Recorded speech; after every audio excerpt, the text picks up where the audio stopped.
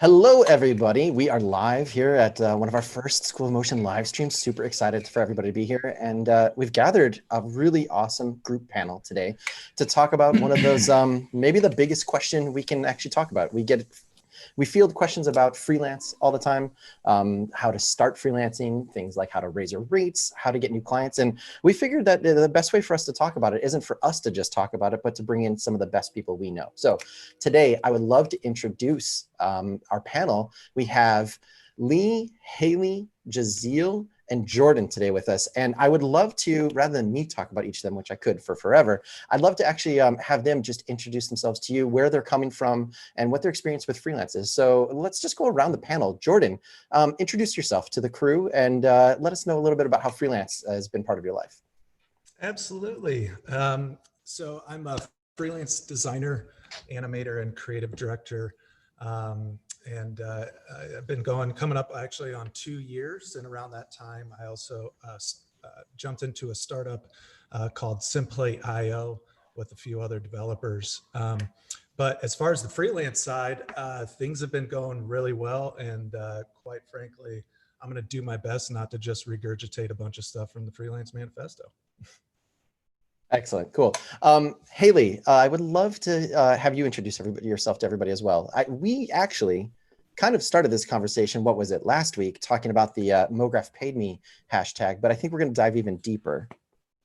Yeah, we did. So that was over on the Motion Hatch channel. So I run a company called Motion Hatch, and we help motion designers do better business. So basically what that means to me is help motion designers go freelance, help them get into the industry, help them charge more, help them to get clients, basically everything that we're talking about today. So I'm really excited to, get into this conversation, share some knowledge and that kind of thing. It's really cool.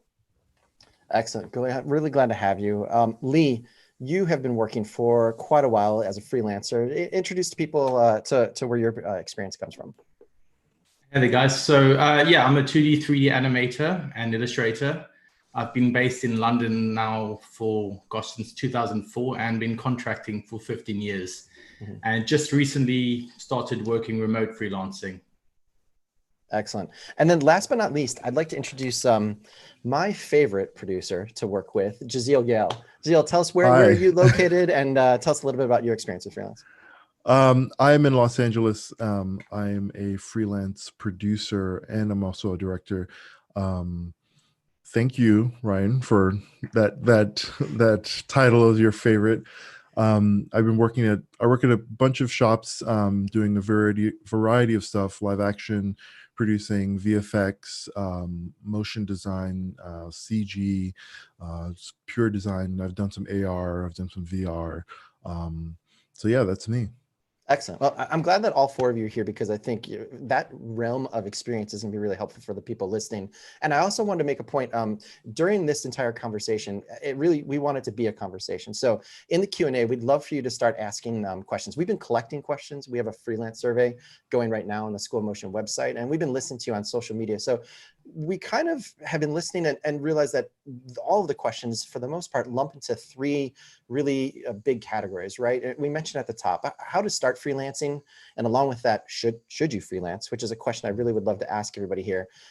How do you raise your rates and when do you choose to do it? And then really the big one, especially now in this kind of weird environment where we're dealing with COVID and production stopping and starting, how do you find new clients? And I think even as important as that, how do you avoid the ones that are a little bit more troublesome than they're worth? So let's open this up, but I would love to ask all of you, how did you start freelancing? And for the people out there, do you think now is the right time to start freelancing? Or is it better to find a safe harbor that may not necessarily be so difficult right now? Haley, because you have such a wide experience with so many different people running Motion Hatch, I'd love for you to start. Yeah, so it's really there's so many questions there I'm trying to remember. So I think it's really interesting, the one that you're saying about should we start freelancing now? Like probably it's not the best time, but then also like some people might have just been thrown into freelance, right? Because maybe they've like lost their jobs or something like that. So I think if that's you, then don't be too scared, because I actually think that it's starting to ramp up a bit now from talking to people in our mastermind program and stuff like that. it seems like there was definitely a couple of months where it was difficult and there wasn't a lot of work, but now it's kind of ramping up a bit. And because some of the people who would usually do a lot of live action stuff, they're now doing more animation and like, oh, this can be a solution for our clients. And I actually know someone who's a friend of mine who runs a video production place, like said to me, hey, we're going to start like offering animation to our clients. Do you know someone who could regularly work on animation, that kind of thing? So I think, you know, is it a good time or not? Yeah, it's debatable. Probably I wouldn't choose it, but if you're thrown into it, I'd say go for it and just get involved. And what the good thing about now is everybody started to get into doing more lives. There's so much more information out there. Like there's all these things that were like in real life events that are now going online, and even like stuff for free. So there's loads of knowledge that you can get from loads of different places, which is, I think, is really exciting. And you can get involved online and kind of start networking in that way. That's a great point. Yeah, I wanted to ask both Lee and Jordan, in terms of freelancing, do you have any opinion on how to start freelancing maybe on the side?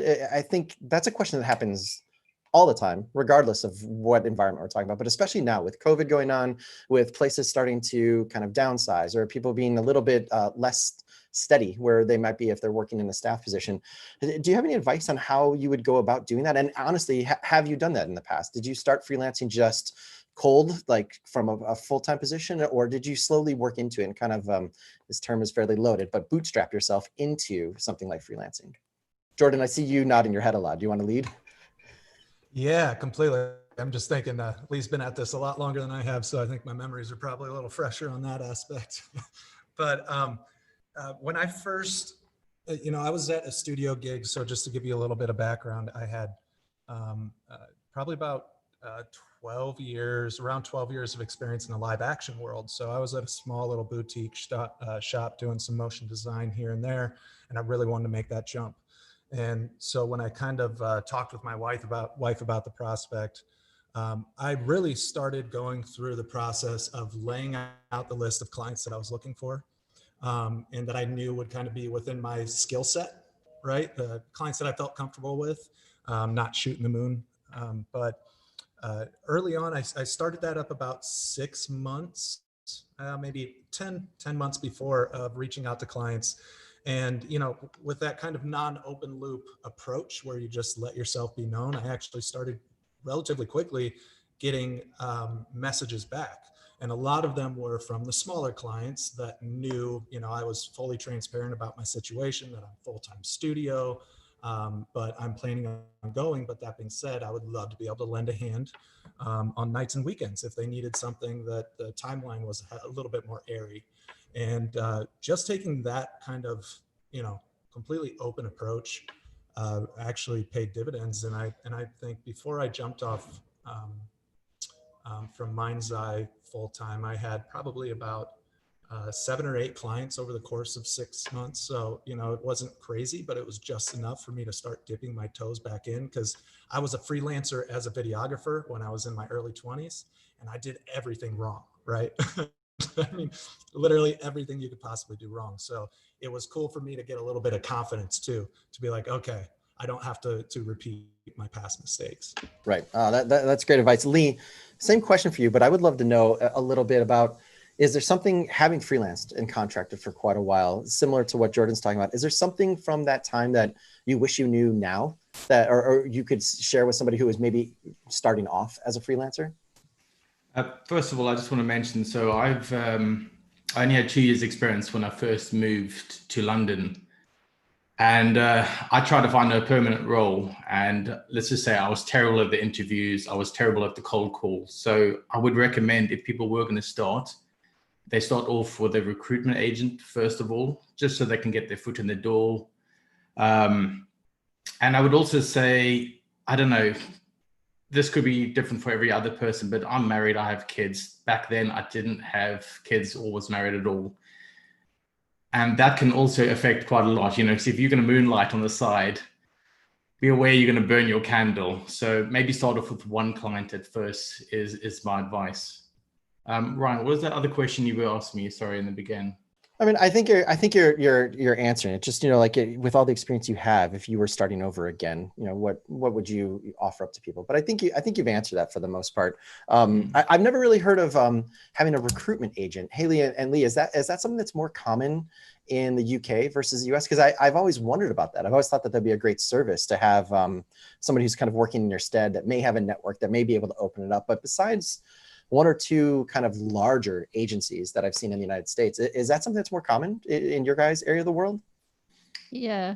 Do you want to go, Leo? Yeah, I'll quickly go on this one. Yeah, it's something I'm actually trying to get out of now, to be honest. I mean, if you want to get a better rate, you don't go with a recruiter, and you want your direct client relationships, I'd recommend that. But if you're starting out, recruiters are really good. I mean, literally, you will just have jobs back to back. So yeah, it's very much needed. And if you're like me, I'm good at what I do, but I'm terrible at puffing myself up. So yeah, recruiters are great for that. Yeah, I think that's probably a common thing across the board, right? That just building up that confidence without feeling like you have an ego and you're presenting yourself. That's something pretty much anybody working freelance could deal with. Giselle, I have a question for you, and I think it's probably specifically because of your experience as a producer. Your answer may be a little bit different than everyone else, but I've been wondering, like, what are the biggest mistakes that people new to freelancing make from your perspective? And do you have any tips on how to maybe avoid those mistakes? Some of the big things is overselling yourself. There's a lot of people who come, to freelancing from maybe school or, having just one staff job.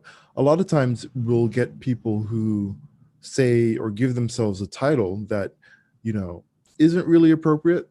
And we bring them in and it shows that, like, oh, you're actually not a senior art director. And that is the worst thing you can do as a freelancer. It is the worst thing you can do to oversell yourself just to get the booking and not deliver. Because if that happens, not only will you not be invited back, it's kind of like, I would just discount that studio or that client altogether. Just like delete them from, you're not going to come back. So that's one of the big things. And it's just to humble yourself. Like there's work for every stage of skill, right?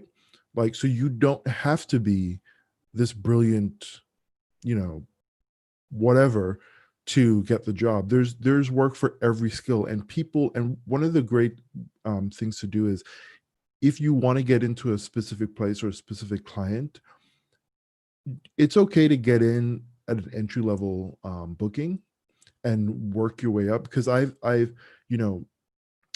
what sometimes people will do is they'll come in and do the simple job or the easy job or the mind-numbing job, even though they have way more skill and way more experience, and slowly open that up while in the studio. And people and creative directors and producers and resource managers, they get to see, oh, that person we brought in for Roto actually does do amazing cell animation or 2D animation, and that's a really organic way to get your stuff out there. So if there's a studio or a place that you've had your eye on and they're looking for something that you think is, for lack of a better word, beneath you, take it. And while you're there, show them that you have many other tools in your toolbox. That's amazing. I think what you're really exposing is that so many people, and even so many of the questions we field, are focused on your skill set, right? Like, how do I make a better looking demo reel? How do I show off that I know every single program? But I think when we talk about freelance, there's really three components to it, right? There's your work, right? Your skill. There's your network, right? Who do you know and how much do they trust you? But I think going hand in hand with that, and it never gets talked about, but what you're mentioning is it's really reputation, right? Like, most of the jobs that people get freelance never show up on a job board. They never show up on a Slack. They literally are just kind of in this almost whisper network of people who are talking to each other. And I think you'll be able to talk about this a little bit later, Giselle. When a new job comes in or a job changes, normally what happens is a producer will go to the people in their studio that they trust and ask if they know anybody, if they haven't already exhausted their Rolodex full of people. And that reputation, that's the one where I know you and I have run into it, where we're like, oh, you know what, that person may not be right for this job because we know it's going to be tight or the timeline's going to be a quick turnaround. But I think reputation is something that we undervalue, and we don't, because it's not like a quick, easy like checkbox that we can mark on a CV or on a LinkedIn profile, but it's incredibly important. I'd like to follow up with you because I think you started to hint at this. If I'm sitting trying to get into a studio, or if I do get in a studio, is there a simple thing that somebody can be doing to make themselves stand out from other freelancers out in the world? In order to get into the studio? Yeah, because I think you started hinting at, like, it's not just how you get in, but it's how you move up. But I think specifically for someone who's like, oh, you know what, I want to work at a top studio and I don't know how to stand out. Like maybe they have a connection to another artist there, maybe they know a CD, but they want to stand out. Say that you have a team of 4 and you're trying to fill in that 5th spot, and it's gonna be a new person, right? You got to take a risk or roll the dice on someone that you've never worked with before. And you have 5 people, you know, their websites and their demo reels look up. What could somebody be doing to stand out from that list? So the first thing is, I think people take this for, they don't understand this one. We, like, you know, if I'm putting myself in the place of, you know, hiring in that studio, we don't know you exist. I think a lot of people like have this perception that since they put their website out there, their Instagram, that like we know you exist, and so we're either passing you up for work. It's not true. We don't know you exist. So the first thing is making sure we know you exist. And that sounds really simple and really reductive, but it's there's so much talent out there that we just don't know, you know, that you guys are there. So don't be afraid to cold email, and you can cold email creative directors and producers. Do not underestimate the power of producers to get you into a studio. We're the ones who compile a list and send to the creative directors to approve and get you in on the job. And in terms of standing out, I mean, one of the things that stands out the most, obviously, is the quality of the work, right? That's a no-brainer.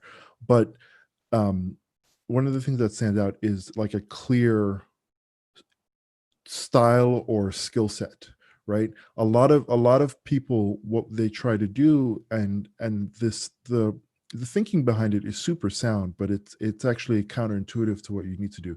A lot of people will put that they're kind of a jack of all trades, right? They're good at everything. They're amazing at everything. Yep. And the truth is, if I'm looking for I don't need a jack of all trade. I need that one person to do that one thing really well. Yeah. And yeah, it limits you when you do that on your portfolio or your calling card, that you're just very good at one thing. But that's a great way to stand out. Like, I cannot tell you, like, when we see someone that, you know, we're looking for a character animator or character designer, and we go to a website that's like all character animation, it's like, oh my God, you know, that person, this is it, you know, this is it. Even though another candidate might have 2 character animations and then you know, 3, you know, UI animation or anything. So so definitely see, like, bullseye where what kind of work you want, and then make sure your talent in your cover letter and your CV and your portfolio speaks to that. I will just say, I'm going to go on a little bit of a rant here very quickly, so bear with me, but I think you've opened up a Pandora's box of issues that we run into.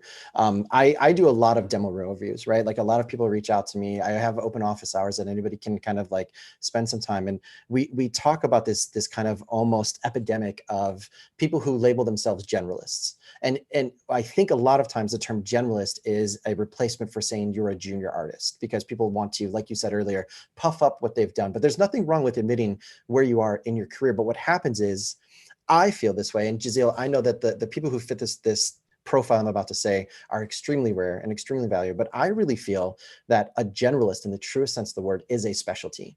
Because there's a very small, it's what I think, Haley, you've mentioned it when I've talked to you, it's what I think sometimes people call middleweight or senior artist, but a really good generalist is somebody who can handle pretty much anything thrown at them to a certain degree and keep the forward momentum of a project within a team going forward. It doesn't mean I don't really know what I'm doing in any one thing, but I like touching everything, right? And I think that it's in the name, and it's like Giselle said, you have to start thinking as a freelancer, and we'll expand on this in the discussion, that you are a business, right? You're not just another person that could take a seat for a temporary amount of time. You're a company and you're a business, and you have to think of all of those things like positioning and marketing and branding and your own personal narrative that you're selling to someone like Giselle when you cold outreach. Giselle may go and look at your Instagram. He may go check your Twitter. He may look at your website. He may see a job you worked on and reach out to someone else that you worked with to see what you're like to work with.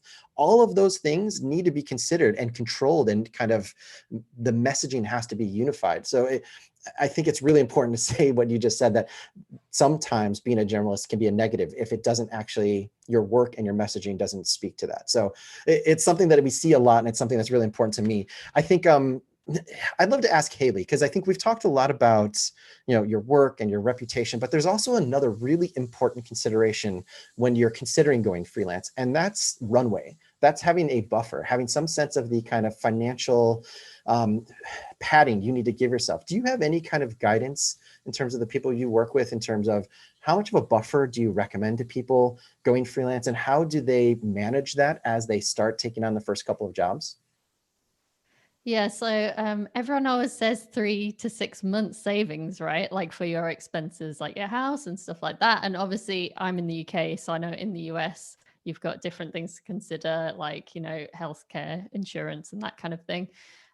So yeah, I would agree with that. But, I went freelance. I didn't really have any savings, like probably not the best idea.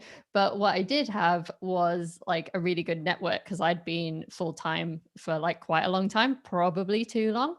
But what it gave me was, I knew like tons of producers and stuff like that knew me and liked to work with me, and they'd kind of moved on because they were freelance. Then I knew loads of like freelance motion designers and all that kind of thing. So that was really good, because that really helped me. Just like, I knew that I was going to get work, and I actually nearly didn't like work out my notice at my full-time job, because I was some other company was trying to get me booked, and they were like this great animation studio, and I did this thing where I was like, oh, to my company, like, can I leave a bit early? And then they like, it was a pencil, and then the pencil fell through, and then I was like, can I stay a bit longer? So that was like a really stupid story. But yeah, I think about runway, it's just being smart. Like, obviously, and especially like if you have kids and stuff like that, you need to take care of. It's more important. I didn't have that, so I was a bit more like, oh, I'm just gonna go, but I'm not. It's kind of like, do as I say, not what I did, I guess. But yeah, I think sometimes it's hard for people to save that much money. So it's more about, I would be saying, build your network, maybe do a bit of work on the side if you can before you kind of jump into freelance, and like find some clients before you jump. That's more important to me than having like 6 months worth of savings and that kind of thing. Right. So important question here. I'm going to ask you guys right now. We're gonna see if our advice matches the reality. Jordan, Lee, Giselle, do you remember how much runway did you have 3 to 6 months when you made a switch from going full time to freelance? Were you concerned about it? Was it something that frightened you, or did you feel pretty confident with where you were at when you started? I can speak to that. I just kind of want to piggyback. First off, can you guys hear me better? I heard my microphone. Okay. Great. I would kind of want to piggyback of what Haley was saying, in that, originally there was that marker, right? Like having the marker kind of your goal was super great to have, especially psychologically, just something to latch on to. But I do want to say that for people thinking about making the jump, it can be a malleable thing. It's kind of like, you can be, just like Haley said, you can be smart about it. Okay. When you're coming up on your jump and you're a month out, and all of a sudden you realize that you've maybe gotten like 2 client emails or potential client emails back, and you've kind of exhausted your fellow animators' resources, right? Then you can say, maybe I hold off. And in my situation, I did end up having about 6 months runway, but I was shooting for 3, right? So it was kind of one of those things where like, oh, this is going a lot better than I was expecting. And honestly, although that didn't affect my jump time, because I kind of set the mark to be my 30th birthday, new decade, here we go. it really, it set my mind at ease a little bit, and it also set my wife's mind at ease, which was a big thing to make sure that our household was unified in this idea that, you know, half of our income is going to be drastically changing. Giselle or Lee, do you want to answer that question in terms of did you have the runway you hoped for, or did you kind of just go out on a limb? Yeah, so just to start off with, when I came to London, I had barely any cash in my back burner at all. So when I was looking for work, I literally was working in pubs and on construction sites, honestly, just doing anything to make cash as far as I'm concerned. But the second time round, when I just quit my permanent job in October, I had enough cash probably to run me about 5 months, I think it was. And then ended up finding out it was 3 months. And then literally crapped my load when I realized that money was going down really fast. And I realized I was actually looking for work from the beginning of the year. And then suddenly the safety net went, and it disappeared. So sometimes you can plan the best plans and it just doesn't happen as far as I'm concerned. But thankfully, my recommendation is making good friends. With the School of Merchant alumni, I actually had an alumni, Aaron, who just bailed me out, gave me a job with Who, and I made all the cash back in 1 month. And then I was able to ride out the whole COVID-19 stage. So it's really hard to say. It's such a chancy game, to be honest. It is so much chance. Your best plans, I can't always give you advice on that, to be honest. It's just chance is a really big factor in the game. And if you're willing to play it, get confident. I think what a really important thing you said, and it's probably something that gets lost when we talk about networking, is that networking isn't just trying to find potential clients, but it's also surrounding yourself with like-minded peers, right? Like it's not just, I think that it's not just getting the work, but it's the people who can help you find it as well. And I think that's something that, whether it's the MDA Slack, or it's even being in School of Motion, having the resource of the alumni, like both, you know, Lee and Jordan, you both have, just having those peers who are in lockstep with you along their career, right? Whether they've gone freelance and they're a year ahead of you and they can give you advice, or they're about to do it and you're, you know, doing it together. And it's also important that, you know, if you're at the point where you actually have that experience, giving some of that advice and talking about it like we are back, I think it's important to realize that networking, it includes that as well.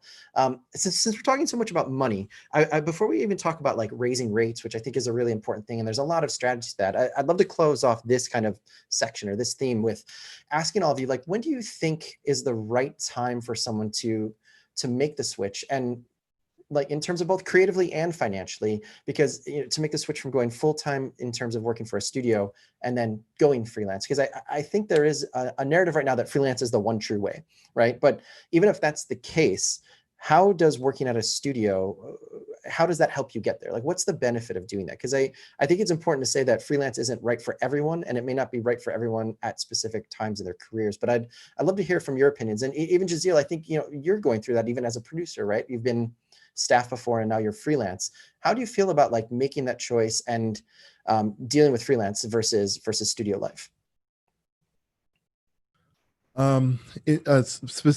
Sorry, let me clarify the question. Specifically in terms of rate? Not even necessarily of rate, but just in terms of like the whole kind of life choice, right? Like obviously there's differences in terms of rates, but, you know, like who is studio life good for, and when does it make sense to make the switch to full time? Yeah, that's a good question. You know, it really depends. I mean, there's really no clear answer.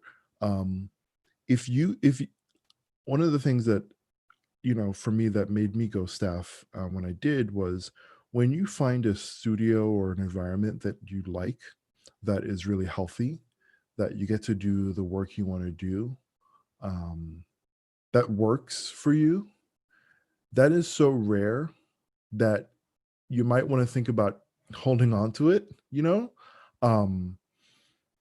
And so, because there's a lot of bad experiences out there, there's a lot of, you know, it's unfortunate, but there's just a lot of really toxic environments, toxic work environments, toxic clients, toxic, you know, jobs.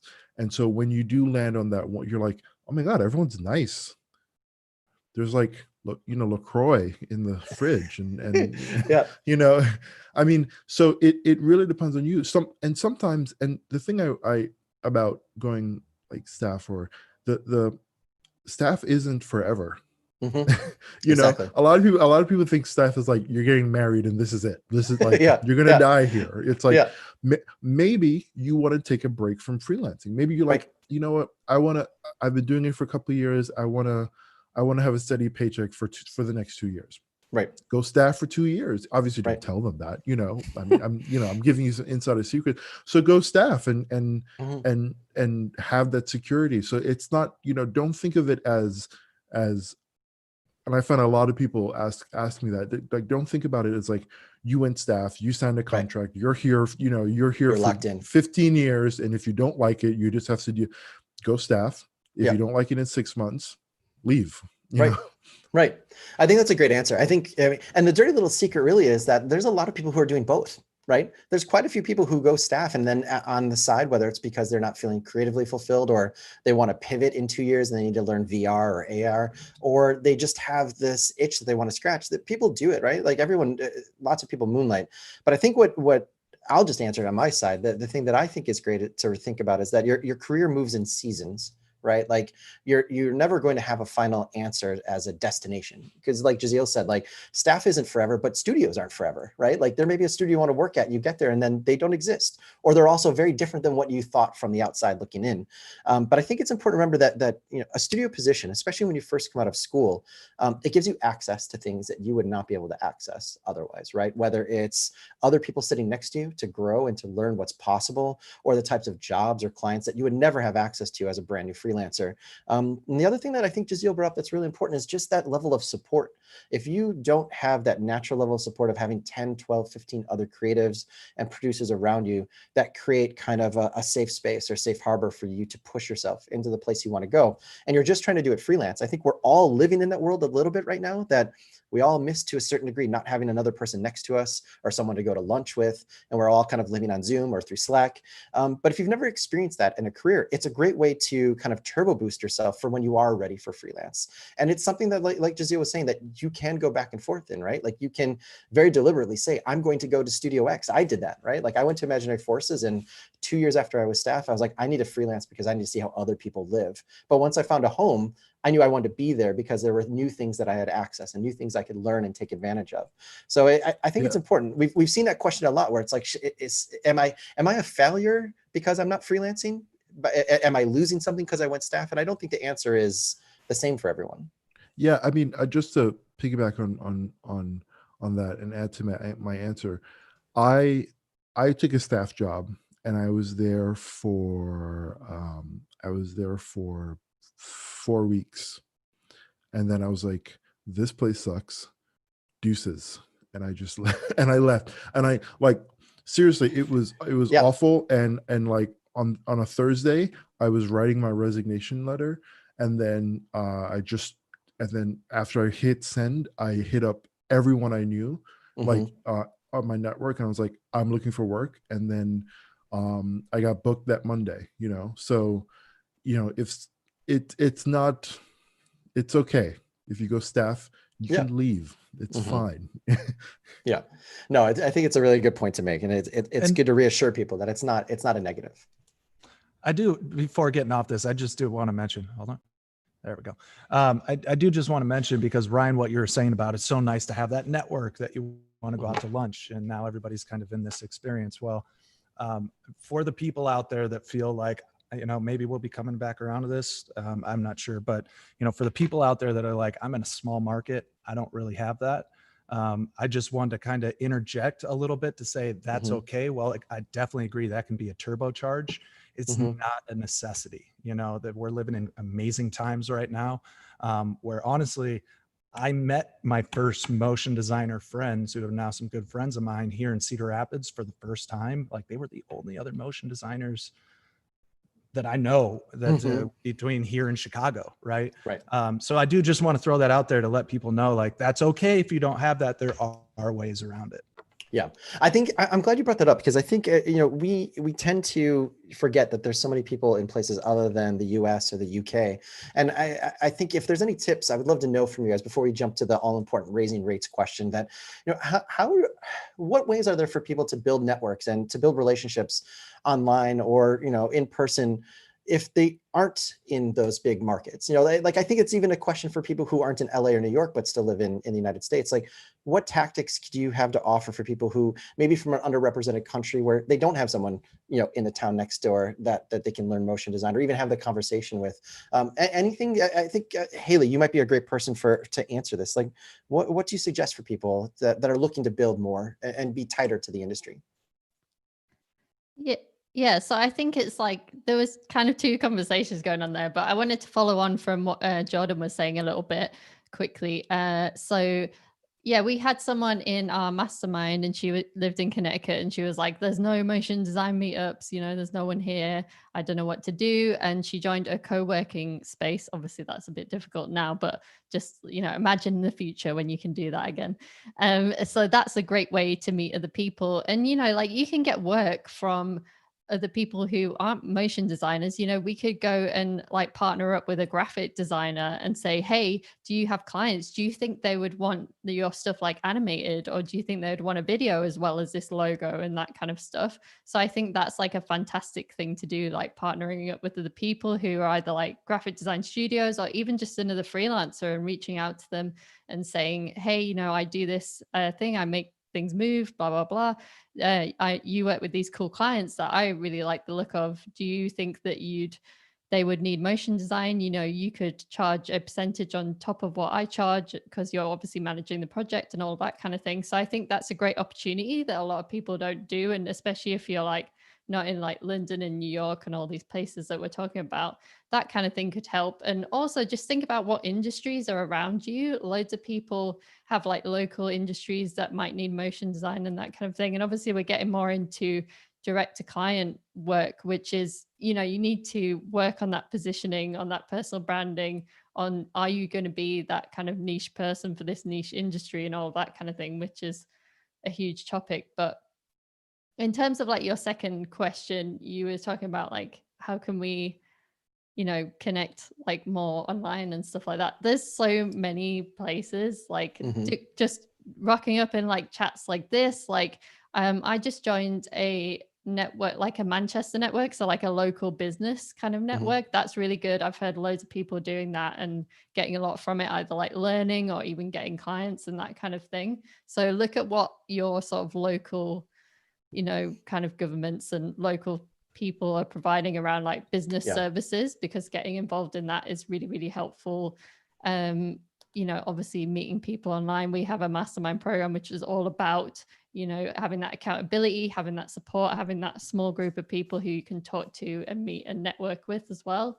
I don't know, I could go on, but Well, I think it's important to mention that, right? So there's the motion design Slack, there's the MoGraph Slack, there's quite a few Discord servers that are being built right now. But there's also, I think we're going to see more of this. There's also more kind of companies sprouting up because it's starting to look like this isn't exactly going to be, something that's going to go away very quickly. I just ran into something called lunchclub.ai that's essentially one-on-one introductions for one-on-one kind of mentorship or coaching or just creating friendships between like-minded people in different industries, right? So I think we're going to see more. So you have to keep your eyes out for that. But I think the important thing is that while it is technically under the category of networking, you're really trying to build relationships. And you can do that so many different ways, right? You can do it with Zooms, you can do it with phone calls, you can do it with emails, you can get onto LinkedIn, start looking for the companies that you want to work at and find the people that aren't necessarily the top line people, the names that we know. And if you see the same animator on 3 projects at the studio you like, find them. They're on Twitter, they're on Instagram. Reach out to them and tell them what you like about their work. Ask a question. Don't just ask them for a job right away, but build a relationship. It's a different way to think about networking, but you're trying to create some type of common kind of dialogue between people that eventually will help you or could help you or expose you to more people. I think, Lee, I saw your hand raised for a second. Yeah, so in the past couple of months, I've been trying to find a process of actually creating an online presence. So I started up a YouTube channel, started creating tutorials, started writing Medium articles, became a contributor with School of Motion. And it's just kind of a way to, you know, the more, let's say, footprints you create of yourself online, the more traffic you get towards yourself. So the less you have to spend time trying to do the cold calls. Naturally, you still have to do that. And the other thing is, like, seriously, every single time you sign up to a course like School of Motion or to multiple other courses that are out there, Grayscale, Gorilla, they all have Slack communities. So you geek out over other people's work, and naturally they start geeking out over your work, and you become a bit of a network. So as much as people say, you know, try and stay off social media so you can do your work, you do have to allot an amount of time aside, even if your wife moans about it, that you can actually spend that time just saying, hey, I love your work. It's fantastic. And oh, show me how you did that, and show me your techniques, and check, this is what I did. And I think that's exactly as you said. It's relationships and presence. You know, how you become notable. Yeah, I will also, I think this is an important time. I'll get to you, Giselle, in a second. I think it's an important time to realize also that those relationships aren't just always reaching up to the places you want to be. That's also reaching down to people who want to get to where you're at, right? And whatever way that might be that you offer. But if you've worked in this industry at all, and even if you've gone to school, if you've been at Art Center or CalArts or any of the great schools that are out there, there are a lot of people that want to be in your position, to be a student who's getting ready to graduate, that's getting ready to go out in the industry. That has cachet. That creates this feeling that you are a connector and a promoter and somebody who's out to help versus to push down. So don't lose sight of that. When you're out there and you're putting your list together of like, okay, this week I'm going to reach out to these 5 people. Also look for people that might be a little bit behind you or below you to pull up as well. Giselle, you were about to say something, and then Jordan, I'll come to you right next. Sorry, I wasn't. I was just scratching my beard. Okay, well then Jordan. Yeah, we do have a lot of beards here today. I just wanted to kind of piggyback on that, to be like, one of the things that I was blown away about, there we go. One of the things that I was blown away about that actually really attracted me to motion design was coming from live action video, which honestly had a tendency to have a lot of curmudgeon-y old men that were super secretive and really wanted to hold on because they thought you were coming after their jobs, right?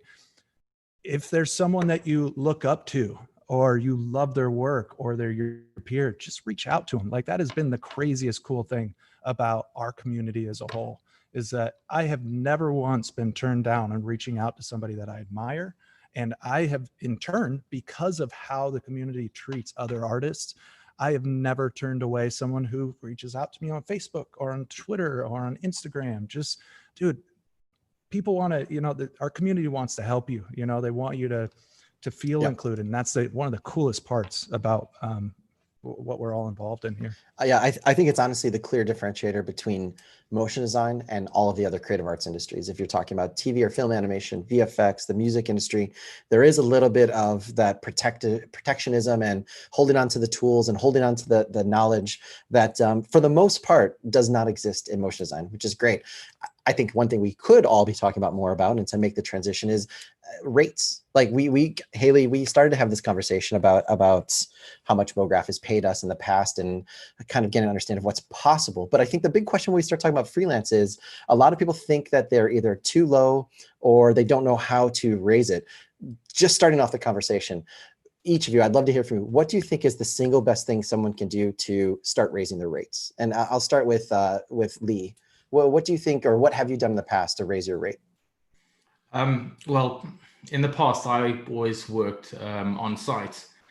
And, you know, when you get into good relationship with other contractors, it's good to actually, if you get close enough with them, you know, go out for beer or lunch, and just, if they spill the guts, they allow you to know what their rate is. And sometimes you might find you've been shooting it really low. And then you can have that honest conversation with the resource manager and up your rate. Most of the time, I'd recommend only upping your rate if you can return to a client, not when you're currently on site, because usually it's not quite favorable. But they are quite understanding if you're just really open and honest with them, to be honest. I've always just kept a really honest relationship, and they've always been open to that. Haley, I want to shoot this over to you because we've talked about this a little bit, and as a alternate opinion to what Lee just said, I've heard quite often, especially in the UK and in Europe, it's very difficult to raise rates, and the just general kind of pricing structure has not changed much in the last probably 4 or 5 years. What's your experience with that? Yeah, definitely. When I started freelancing, I did what Lee said. Basically, I just went out and sort of said, "Oh, what are you charging?" Blah blah blah. And I think it was like everyone was charging like 250 to 300 a day. And to be honest, it's not really, I don't think, shifted that much. I mean, I'd love to hear from people, but maybe now it's creeping more up to like 350. Rarely like 400 a day, which I think for the UK, especially London, because it is expensive, like probably just about as expensive as New York, LA, I'm not sure, and I just think that's like insane. I'm like, oh, but, and I know everyone always talks about healthcare and stuff like that, but it's still like a drastic difference. Right. Because I just think like I want everyone in the UK to all raise their rates, because it's really hard when you're there, like Lee said, and you're like sort of, you can't just go in and be like, oh, well, I'm like 500 a day and then everyone else is. You have to justify it, right? You have to have had lots of years experience and stuff like that. But even people who have had tons of experience, even people leading teams aren't charging like that much. And obviously there's like a different between like the currency conversion and stuff like that, but it's still under. And I just really want everybody to just think about that and just be like, yeah, we should be charging more, and try and do that. And that's why I'm always banging on about it. But what I tried to do personally as a freelancer, I did try and raise my rate every year, because I felt like, well, like inflation, and I'm getting more skills and spending more time learning things, becoming a better designer, leading teams, all that kind of stuff. So what I did would be in January, I just email my clients, obviously not when you're on the job, like Lee said, but if you're about to go back in with them, and you just say, hey, like, I've just raised my rate and it's now like this. And I'd always do like about between 20 and 50 pounds. So I'm not talking about like just doubling it on the spot, because I think you shouldn't do that. But yeah, and it was always kind of like, yeah, cool, like from the most part. And there's the other thing I want to say about rates is that it's really important is you need to give yourself a negotiating room. So what I did, I had kind of like my ideal, and then I would always say a bit higher. And then I would have like my low rate that I'd be like, well, I'm not going to go below this no matter what. So then it's really easy for you to negotiate, because you just say a higher one. If they say yes, you go, yes. And then if they say, oh, I don't know, like, can you do £20 less or something? Because that's what they would normally say. Then you're like, yeah, fine. And then you've still got the rate that you wanted. And then if they, go below the rate that is kind of like your bottom one, you just say no and see you later, Right. So. Lee, do you have a counter to that? Yeah, it's just literally off the back of that. I had a conversation with another contractor the other day, and I think the biggest problem is there are a lot of contractors out there that actually don't value their own skills enough, or maybe are just not confident, or just want to be going from contract to contract to contract. So they reduce their rate drastically just so they'll be in work all the time. But sometimes that does a bit of an injustice for contractors in general. So, just a word out to contractors in the UK, it's that if everyone could actually just value themselves and what they actually think they are, I think it'll stand all of us a chance to actually get to the rates we should be on, because clients end up judging that as a generalization. And then we all stick with that low generalization of that's my rate since 2015. And we're still stuck there. And it's like pulling teeth here in the UK at the moment. We're trying to get your rates. So yeah. Well, it's an interesting conversation to have, right? Because if you think about where we all were 5 years ago and what was expected of us versus what's expected now, and honestly, what's coming down the pipe, we weren't all rocking GPU renders. We weren't all After Effects and Cinema 4D specialists starting to dabble in Houdini. We weren't even thinking about things like real-time or VR or AR, but those, especially if you're a generalist, those are all things that are going to be on your plate right now. And there is a value there that is different than what it was 5 years ago. But this is where I really want to throw it to Giselle, because at the same time, there is a downward pressure for the budgets of these projects, right? So when we start talking about studios and the expectations out of the studios, they're also expected to do all these things, and they're also increasingly being expected to do it for less or faster or with more deliverables, that they are not getting more money for those deliverables. Giselle, what's, from your perspective, how do you feel about the constant conundrum for freelancers about like, how do I raise my rate and when do I do it? Yeah. So, I mean, markets are very different, Lee and Haley, it's crazy to me, those rates you're saying. even with the exchange rate. That's obscene. That's what you're getting paid. In LA, you know, and we're fortunate here in LA because LA is, I don't want to say the Mecca, but there's just a lot of work here. And there's a lot more work with the new streaming competitions going on, you know, with the new, with Apple and Amazon getting in and creating more need. So I can't even speak to how you guys raising your rate. I mean, the fact that you're negotiating between $20 is crazy to me. But the problem here, like Ryan said, in LA, and maybe just America in general, the budgets are getting smaller. So clients are asking us for the same, if not more, and paying less. The one thing I would say for people with talking about raising their rates and, you know, what to set is flexibility. If there are, for the most part, producers and clients, we don't have this giant cachet of money that we're trying to not give you, right? Like, for the most part, I mean, there are people out there who are shady, but like, for the most part, when we say we don't have it, we don't have it. We really don't have that extra $100 to put on your rate, right? Like that decision to put an extra $100 could mean not having another person, another resource added to the team. So the thing that I find problematic isn't people with high rates or raising their rates. It's people who aren't flexible, people who, you know, we really want to work with you, and it's like maybe a 3-week booking, you know, maybe not like 6 months, you know, like that's like half your year. Like, it's a small booking and they're not willing to adjust their rate just for us. And I get it. You have standards and you want to just, but not every client, not every studio is the same, right? You can't think of the pharmaceutical company that's hiring you to make, you know, motion graphics for their presentation the same with a, you know,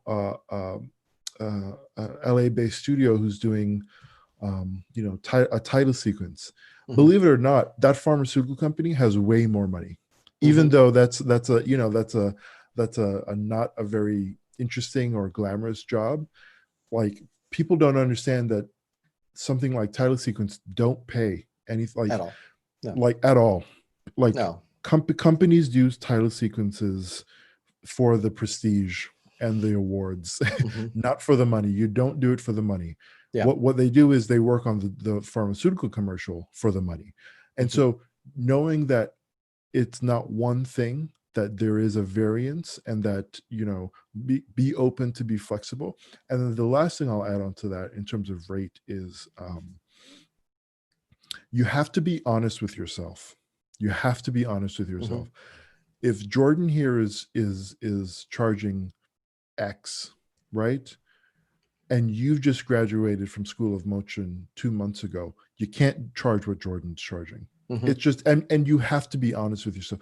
There's so many people who we found who've come straight out of school, literally still have the robes on and the diploma in their hand, trying to charge senior rates. Right. And I really implore, and I'm glad you guys are doing this, because I implore all the educators out there to educate them on this particular part of the business. Like, you have to work your way up for that.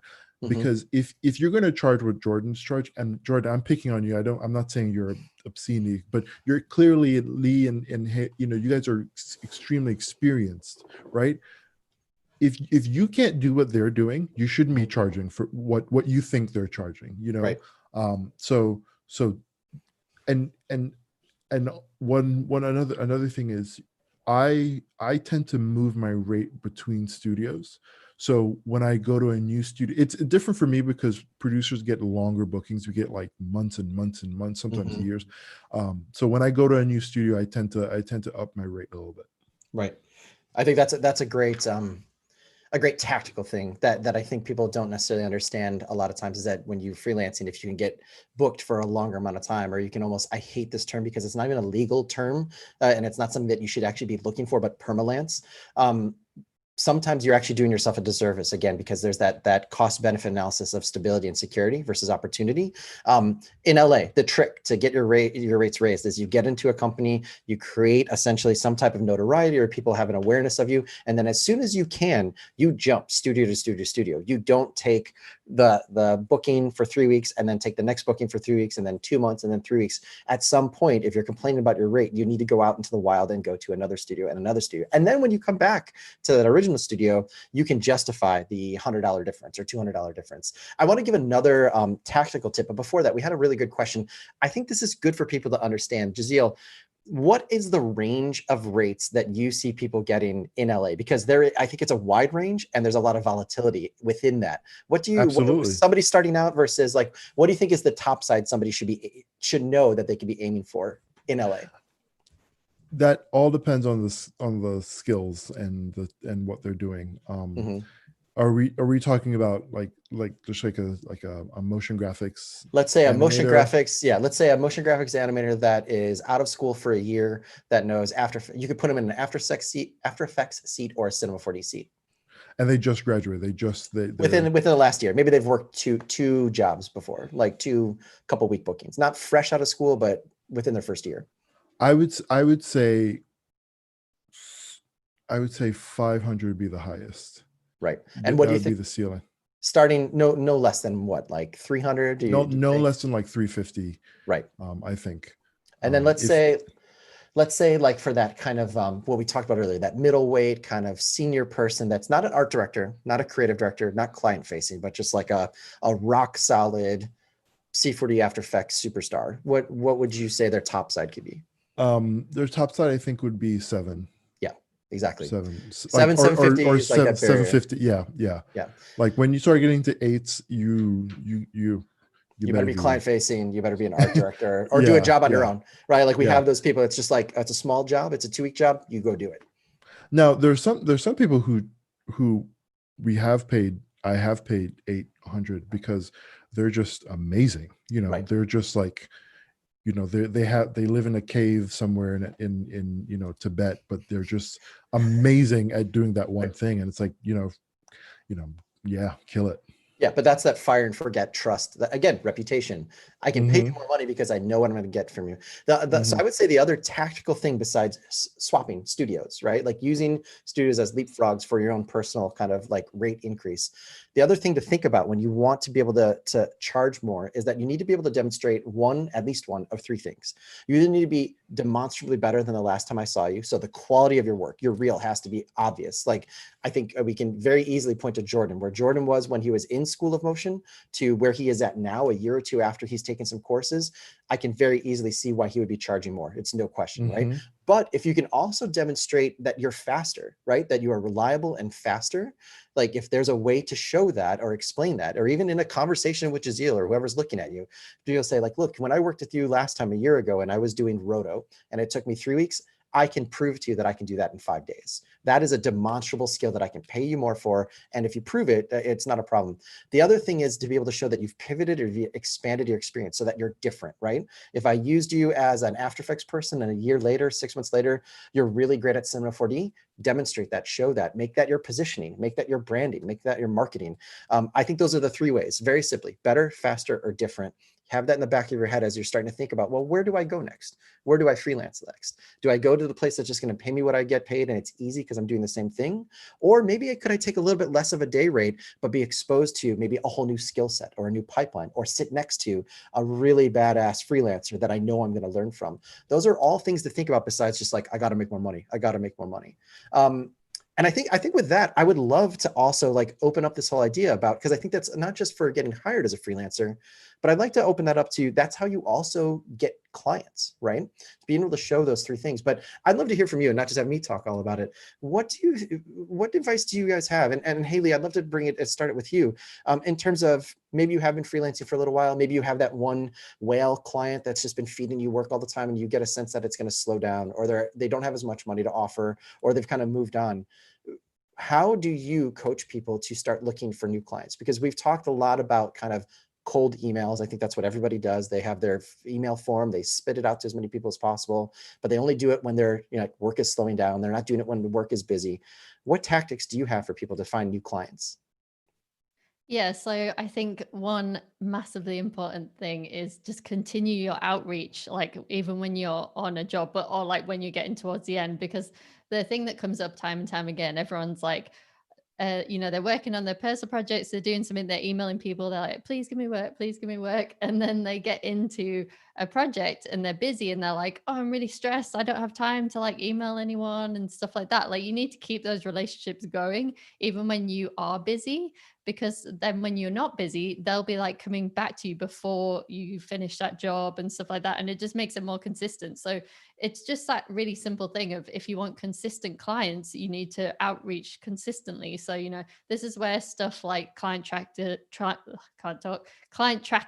and CRMs and all that good stuff comes in. I think there's a link that we posted in the chat where I've got a free client tracker that people can look at if they want, like a really simple one. You just need to keep that up. And then the other thing is, have a look at what you're doing, and that is what is getting you clients now. So I've also got a client and social media audit, like on that page, I think is being put in the chat. Hopefully it's motionhatch.com/panel for everybody. So basically what that helps you with is just to look at what you're doing now and what's working and what isn't working, because I guarantee that you're doing stuff that's wasting your time, like going on different social media platforms that maybe aren't getting you many clients or connections in the industry perhaps. And then, maybe doing things that just aren't really getting you clients. And then maybe there's some stuff that has got you clients in the past and you just haven't thought about it because you're not tracking it. You're not kind of reviewing what you're doing and all that kind of stuff. So I think that's really important. And the thing you were saying about cold email, we really need to warm our clients up more. Like, we can't just be doing that thing where we're just going out and being like, oh, have you got any jobs? We need to be warming them up in the email, but also on social media, meeting them in person when we can, doing all of that good stuff and building relationships like we've been talking about. It's really, really important. Yeah, I think that's so important, that every moment that you're spending with your business, it can't just be focused on the creative, because you are a business, whether you're a solo freelancer, you have a small collective of 2 or 3 people. The work is the easy thing for you to spin on because it's what you're familiar with, it's what you know. But I think that branding, that narrative, or that story that you're going to go out to the world and tell people about it, that's all what makes up positioning, right? And we've had this question actually come in the Q&A a couple of times of like, how do you stand out? How do you make yourself different? But I think that's what is the key to finding new clients, right? Is that if they're looking at 5 different people, they need to know why you're the one who they should hire today. And it's not always creative. It could be the experience you've had in the past, right? Like, you may have done a lot of work for sustainable brands, but if you don't show that and you don't explain that to somebody who would love to know that, it's not part of just saying, oh, and here's a checkbox Houdini and After Effects and Roto. It's more than just your creative skills. It's your intent. It's your voice. It's the things you wish to do. Sometimes clients knowing what you want to do, even if you haven't done it, can help make the decision, because they also, to some degree, sometimes can be considered patrons, right? Like, they want to know that they're helping you as a partner in your journey as much as you're helping them. So if you're not offering that in your website, in your social media, in your branding, that's a spot that it feels kind of soft or kind of in the gray, but you're missing opportunities by not doing that. Guys, we were going to do a rapid fire section where we're going to ask you guys a bunch of yes, no questions, but we have had so many great questions come through the stream that if it's okay with you, with the time we have left, probably for like the next 10 minutes, I'd love to just ask you the questions coming in. Do you all feel comfortable with that? There's a wide range of stuff coming. So one of the first ones, and we didn't bring it up at all, but I would love to just bring it up, especially for people like Lee and Jordan and Giselle as well, working as a freelance producer.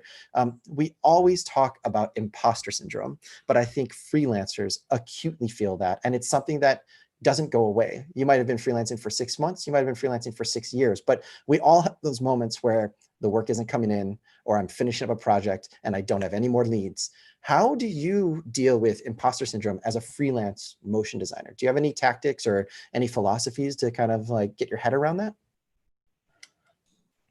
On that one, stop all social media, first of all. Yeah. Stop it. I mean, to be honest, my imposter syndrome came in the moment I became an alumni of School of Motion.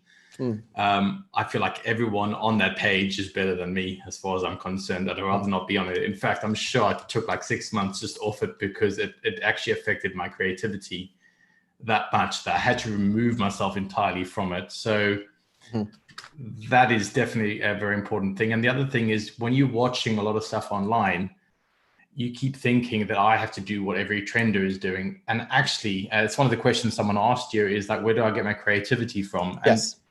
the thing is, your creativity should be your own interest, not everyone else's interest. So why not just do you? I mean, hey, I make sourdough. Let's make an animation about sourdough. I love my kids. Let's do some drawings of my kids. Stop doing what other people do. Do what you do. And believe me, your confidence comes because you'll love it. And that really fights away that imposters, because, you know, you can make that on any program and you don't need all the skills. You just need a couple of skills to get there. Yeah. If that helps answer And the I've question. found that the only way that I've been able to deal with it, right? Like when someone reaches out to me and I look at the company that I'm not aware of, and all of a sudden it's all this ridiculous, either X particles or Houdini simulation, these heavy duty things that I am not versed in. That's not my thing. The only way that I can ever qualm these thoughts that pop into my head is literally just to work, right? Even if it's even if it's, you know, we aren't going down the personal projects route, but even if it's just messing around on a little bit of something that, just like we said, like that's something that you want to do, that to me has been the only surefire way that I've found to be like, oh, get out of here, imposter syndrome. Like you don't have to deal with it because there's no purpose for it. I mean, really, there's not much of a useful purpose for that. Yeah, I that's a really good point. I got to ask this question at camp, or I asked this question actually at Camp Mograph in front of like 80 people, and I asked, you know, how many people here feel imposter syndrome? And I would say all but 2 people raised their hands. It was the one question during the 3 nights we talked that it was unanimous. Everyone feels imposter syndrome, and I challenge people to say that that is absolutely okay. There is nothing wrong with that, because in all actuality, we are all imposters. No one has retired. No one has the game plan. No one knows what the perfect career arc is, because motion design as an industry, more than all the other creative arts industries, is still going through the first generation, figuring out what this is and how to do it, right? So to some degree, we are all imposters, but it's important to remember, I think, that there's never going to be, and there is no vaccine for imposter syndrome, right? There's never going to be one thing that's a silver bullet that solves imposter syndrome and it goes away. It's something to be maintained and to be treated, because to a certain degree, imposter syndrome is a sign of your own aspirations, right? When you look at something beautiful, like, fuck, I wish I can make that, right? That's where it comes from, right? I'm not good enough. And I think in the motion design industry, more than any of the other arts industries, we are acutely aware of this, because the definition of what motion design is ever expanding, right? Like the world of what VFX or what music production or what character animation for TV is, it's pretty calcified on what it should be. And it's very obvious where it's going. But every single day we wake up, right? We send out a Motion Mondays newsletter every Monday with 8 new things to learn and new software to try to get under your belt and new ways to use the software that we thought we knew. So imposter syndrome is always going to be built into our DNA.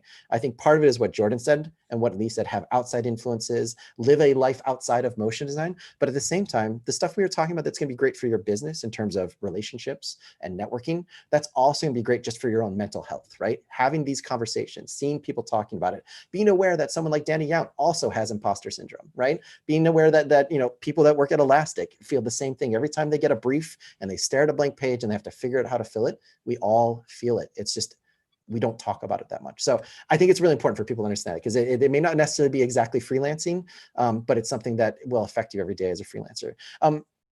Something I'd like to talk about, and I think some of our friends here that are in the UK may be able to help us, and I think we need to have that perspective. Like, does everybody who works outside of the United States or Canada just have to move to these countries? Or are there ways for us to start thinking about using remote and promoting ourselves? Are there things we can start thinking about that allow people to have the same quality of life? I wouldn't say the same salary or the same kind of day rates, because that's obviously, there's a lot of things to have, but what kind of advice could we start giving to those people that are living in countries that, you know, obviously at School of Motion, at MoGraph Mentor, at all these other places, we teach and we instruct and help people from everywhere, you know, in the world. But what could some of those listeners or viewers be thinking about to kind of get closer to those kinds of rates?